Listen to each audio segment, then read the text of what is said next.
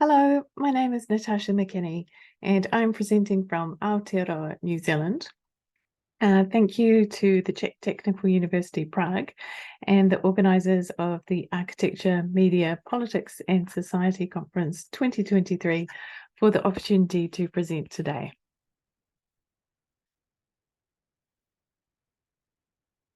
So I am presenting anthropological research carried out in the city of Dunedin in the South Island.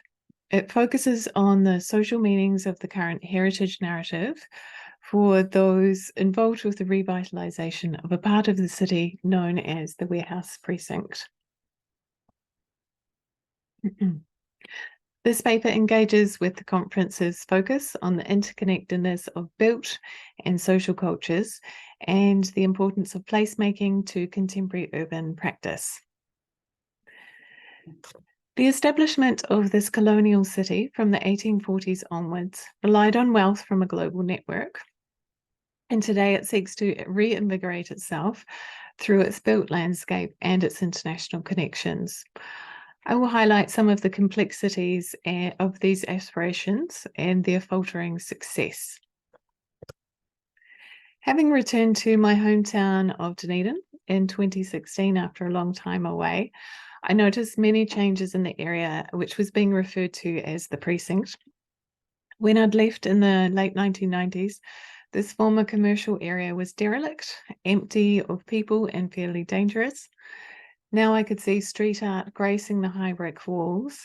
There were a few cafes and some of the large buildings had been renovated. I was cautiously hopeful about the fledgling signs of a return to prosperity. And I chose to carry out anthropological research in my own community to understand the advantages and the challenges of that. The precinct encompasses 14 small blocks between the main street and the railway tracks, a short distance from the harbour's edge, where until the 1970s, there was a fully operational port. So you can see in the slide the rectangular port and the grid of blocks just behind. Prior to European arrival, what is now the precinct was mostly underwater, but the nearby shoreline was a canoe landing and food gathering place for Indigenous Māori people. The region, which became known as Otago, had been home to the Māori tribal grouping Ngāi Tahu for centuries. Land was sold to the British-owned New Zealand Company in 1844 by leading Ngāi Tahu chiefs.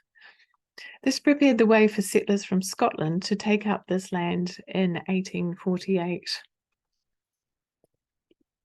The Scottish set about creating a city based on their capital, Edinburgh. Land was reclaimed from the sea by moving earth from the hills to the water's edge, and the new Edinburgh became known by its Gaelic name, Dunedin. When gold was struck inland in the 1860s, the southern city quickly became New Zealand's largest. Gold created a need for banks, and their mineral resource stimulated the economy, strengthening Dunedin as a small node in the British colonial network. Shipping and insurance companies, stock agents, and wool brokers established their offices in solid stone buildings, as the wealth of the newly colonised land attracted further investment from afar. Meantime, a small segment of the New Dunedin had been suggested as a native reserve for Māori, as documented in this 1855 survey. This reserve and others was never honoured under various rationale, including that it was needed for public waterfront access and businesses. Māori therefore faced marginalisation in the new city, even as they supplied it with produce. This reserve is now part of the area known as the Precinct. The colonial buildings in the Precinct more broadly were constructed between the 1860s and the 1930s. Since around 2010, the City Council has decided to officially endorse revitalisation as part of its urban planning and economic growth agenda. So in 2020, I began investigating why the council had become involved in promulgating a heritage narrative about this rundown part of town.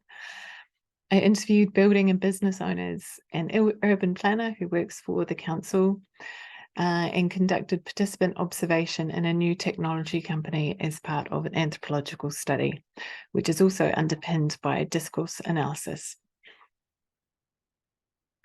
Anthropologist Michael Herzfeld, who has examined so-called gentrification at multiple sites in Europe and Asia, highlights the tension between economic and other values as they manifest in redevelopment projects. He argues that typically the globally dominant economic ideology we usually know as neoliberalism opposes the interests of local people and favours those of speculators and bureaucrats, subjugating the residents' lives to impersonal imperatives masquerading as improvement and development. Well, I would argue that the relationship between stakeholders is not always dichotomous in nature, and locals and residents are not uniformly rendered powerless by regeneration. So while tenants might be evicted prior to demolition or find they can no longer afford rent, in the case of renovations, building owners might turn the heritage discourse to their own advantage, finding that it rehabilitates the image of dilapidated properties, creating opportunities. This was shown to be the case by Herzfeld in Rethymno, Crete, and by fellow architect and anthropologist Non Akara Praserkal in Shanghai in his study of a traditional alleyway house neighborhood.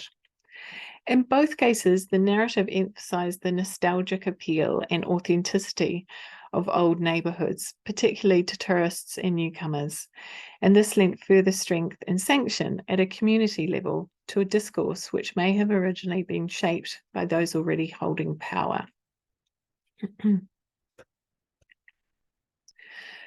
My research revealed that in Dunedin, the process of regeneration was not started at a political level. In fact, it showed that for many years, the council had actively suppressed growth in the precinct, believing that there was only so much wealth to go around.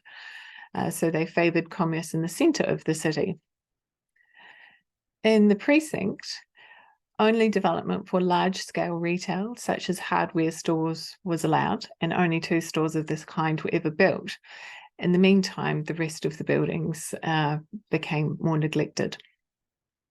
One positive aspect of this was that property developers of moderate means were able to buy rundown buildings at a relatively low cost, and it was them who stimulated the beginnings of a regeneration by gradual, effortful work. Consents for renovation to heritage buildings are just one of the many costs of owning them. Earthquake strengthening, fireproofing, and of course insurance are others. So one building owner described to me how he had protested against the council regulations and their associated costs, putting a sign on his car and saying that he would need to sell it in order to pay for just one of the required consents, some of which are particularly arbitrary. So he says, I also wanted to paint the buildings the colour I did there, and they were slightly too dark for the district plan, and I had to get a resource consent. It seemed as if I needed a resource consent for everything. So that's when I put my car out on the street with a big sign. I've still got the sign, and so on. So demonstrating a complete change of direction, in 2013, the council published the Warehouse Precinct Revitalization Plan, a policy document which overtly foregrounds the heritage of the precinct as part of its distinctive character and its economic potential. The plan advocates for mixed use, which it loosely defines as including residential, as well as creative, innovative businesses and supporting activities. This plan was the work product of a new and influential heritage policy planner, Dr. Glenn Hazelton, who had started in 2009. He set about creating a certain amount of funding support for renovations and established the Heritage Reuse Awards to celebrate high-quality adaptations. The most important change that Hazelton introduced was in relation to the zoning and planning. So if heritage suddenly mattered to the council in relation to the precinct, what did this mean? Well, Phil Hubbard's 1996 paper on the regeneration of Birmingham, England, remains a useful touchstone on the political context of regeneration, explaining the move by local authorities from managerial to entrepreneurial forms of governance, emphasising attraction of investment to cities over simple provision of services to residents. He notes this approach was characterised by speculative deployment of resources. So whereas in some cases this has manifested in large, new architecturally designed buildings, in Dunedin, the City Council has so far made minor but effective changes to the precinct, such as adding lights, trees, seating on one of the main streets, pedestrianising one small but busy thoroughfare. Street art has become a major feature, which in pre-COVID times encouraged tourists to visit, and they're slowly coming back. These alterations represent modest expenditure via measures which are recognisable urban planning strategies belonging to a globalised formula of the commodification of place in order to encourage growth and investment. So it's the pedestrianised street. Recently, a consultancy, Urbanism Plus, who advised the council on the revitalisation strategy, have claimed that only 1.1 million of council investment in grants and amenity upgrades has been matched by 52 million of private investment in the area.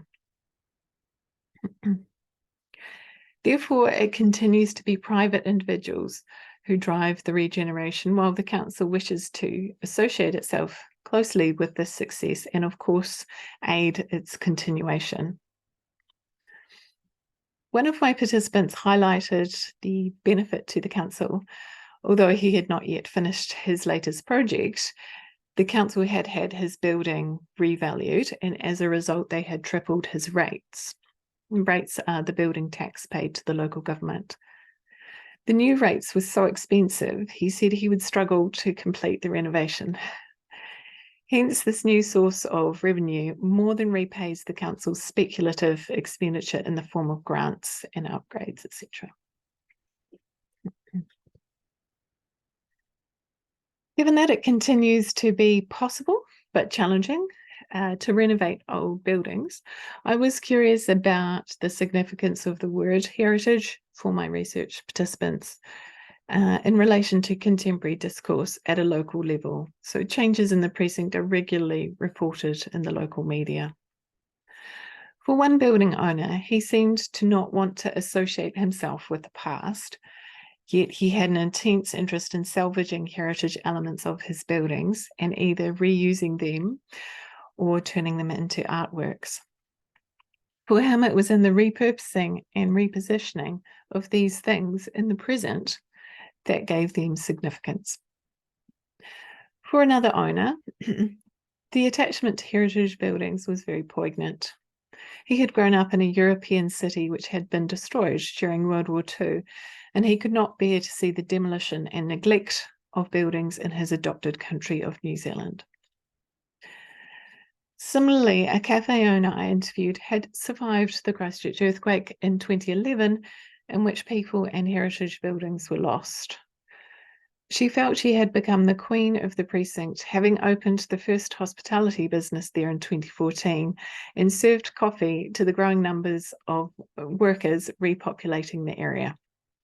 Her own grandfather had worked in the building she now owned, which seemed to represent a kind of lineage of labour for her. The engagement of these participants with heritage discourse was highly personalised, but all three expressed strong connections through the buildings they lived in and worked in each day. They had each in their own way proven the malleability of the built landscape and created their own place within it.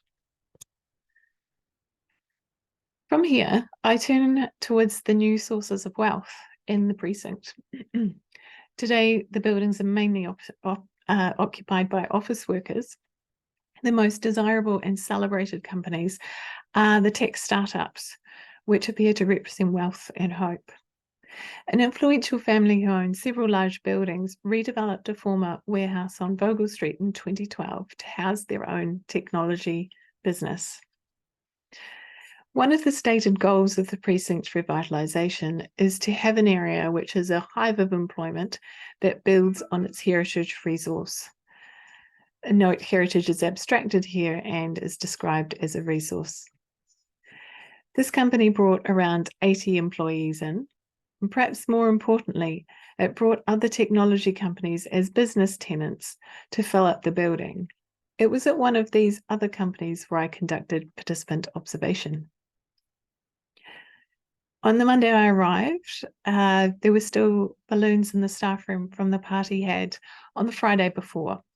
This had been to celebrate a global investment firm buying a majority stake in the company worth hundreds of millions of dollars. It had been thought that this, in part, represented a vote of confidence in the stability of New Zealand-based businesses amongst the unprecedented instability of a COVID-ravaged world.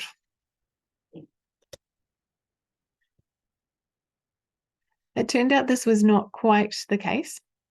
Little did I know that as I was getting comfortable at the desk I'd been assigned, one team was being informed that their jobs were now under threat. Paradoxically, the company's success meant that in order to scale up further, some of the core work product needed to happen in a range of other countries, meaning that the New Zealand team would be cut. In this case, the inward flow of global wealth would mean the reduction of employment opportunity at a local level.